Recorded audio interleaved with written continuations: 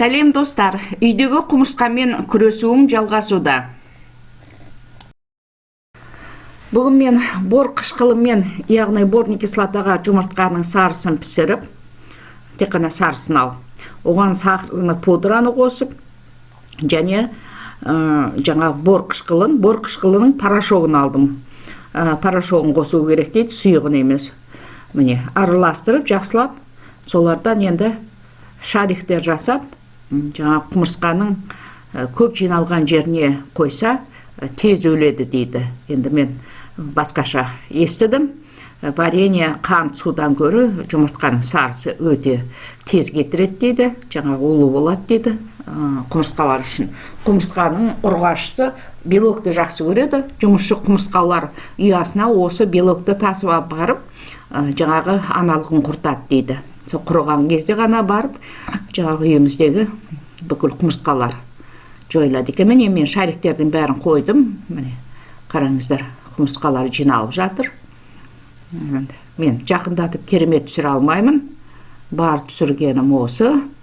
Енді бұның алдында сіздер білесіздер, мен варенье, су, борный кислотаның сұйығын қосып жасағам, ыдысқа құйғам.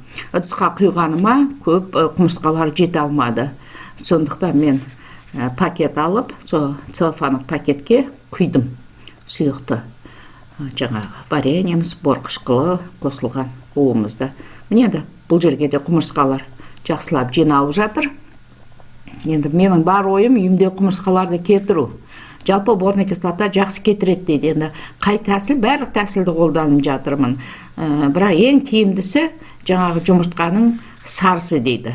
Жұмыртқаның сарысына, екі жұмыртқаның екі сарысына бір упаковкадегі жаңа 20 грамм екен өлшедім. Жұмыртқаның сарысын да өлшедім 20 грамм. Естеріңізде болсын, 3-тен 1 борный кислота болу керек. Сонымен қатар борный кислотаның порошогын қантқа салып, оған су езіп, оны да қойдым. Енді варенье қоспай.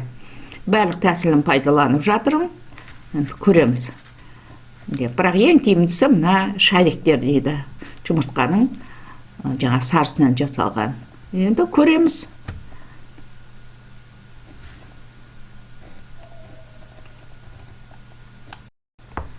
Енді ескерту, жаңағы балалары бар үйлерге мына одан кішкене балаларды алыстау ұстау керек.